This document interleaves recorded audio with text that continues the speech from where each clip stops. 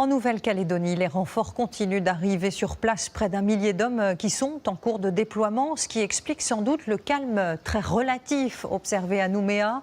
Mais la situation reste très tendue dans les zones isolées. Dans le nord de l'archipel, un homme a été tué alors qu'il tentait de forcer un barrage. Benoît Cristal, Amandine Crefft et Martin Bornet. Les gendarmes en opération pour reprendre un barrage aux émeutiers. Une reprise du terrain progressive, mais qui concerne tout le territoire de Nouvelle-Calédonie. Sur ces images, au nord de l'île, les hommes du GIGN descendent en rappel d'un hélicoptère pour sécuriser une gendarmerie. C'est au nord aussi, sur la commune de Calagomène, qu'un affrontement a fait un mort et 2 blessés sur un barrage semblable à celui-ci, tenu par des indépendantistes. Ces derniers affirment que la victime a voulu forcer le passage et leur a tiré dessus avec une arme.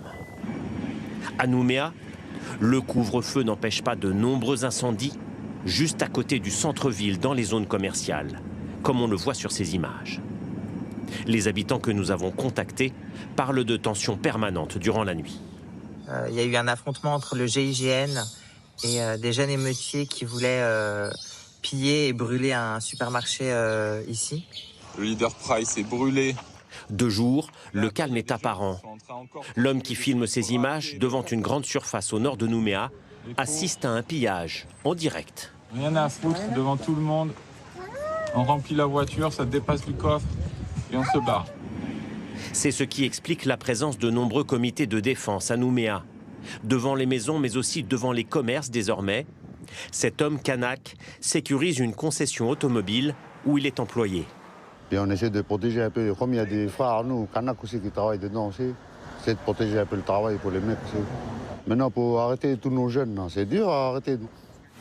Les blindés de la gendarmerie sont de plus en plus visibles au centre-ville de Nouméa. Mais tout le long de la route qui mène à l'aéroport, à 50 km de là, des hommes cagoulés et de nombreux barrages interdisent l'accès aux forces de l'ordre. Et pour tenter de sortir de la crise, hier soir, Yaël Braun-Pivet, présidente de l'Assemblée nationale, a demandé le report du Congrès qui doit valider l'élargissement du corps électoral. Vous le savez, c'est cette loi qui avait provoqué la colère des Kanaks. Avec Gérard Larcher, président du Sénat, elle a aussi proposé une mission de dialogue, car cette crise couve en fait depuis très longtemps, depuis le dernier référendum sur l'indépendance en 2021. Noé Gandillot. C'est une question qui divise la Nouvelle-Calédonie et que l'on trouve sur les pancartes des manifestants. Le gel du corps électoral. Selon cette règle, seules les personnes arrivées sur l'archipel avant 1998 ont le droit de vote aux élections provinciales, ce qui exclut environ 20% de la population. En début d'année, le gouvernement a déposé un projet de loi pour mettre fin à cette exception inacceptable pour les indépendantistes qui craignent de perdre leur poids électoral. Là, manifestement, impossibilité depuis des mois de trouver et de faire consensus sur la question du dégel. Et donc c'est dans ce contexte qu'arrive cette loi qui est perçue comme un moyen de forcer la main aux indépendantistes kanaks. Depuis plus de 3 ans, le dialogue est rompu entre toutes les parties.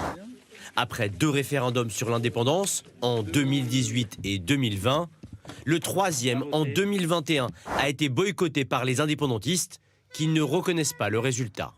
Les indépendantistes considèrent que ce 3e référendum n'a pas vraiment eu lieu et depuis expliquent que s'il n'y a pas une voie de négociation, nous allons aller vers un affrontement. Et le gouvernement a décidé qu'il ne tiendrait absolument pas compte de cela et a voulu se débarrasser du processus de décolonisation comme si de rien n'était. La colère monte encore d'un cran en juillet 2022 lorsque Sonia Backès, figure du camp loyaliste, est nommée secrétaire d'État à la citoyenneté. Pour les indépendantistes, c'est clair, l'État a choisi son camp. À cela s'ajoute un autre affront, le dossier calédonien historiquement traité par Matignon et pendant des mois délégué au ministre de l'Intérieur et des Outre-mer, Gérald Darmanin. Pour tenter d'apaiser les esprits, Emmanuel Macron a demandé à Gabriel Attal de reprendre en main les négociations, un Premier ministre qui connaît mal la Nouvelle-Calédonie, où il ne s'est encore jamais rendu.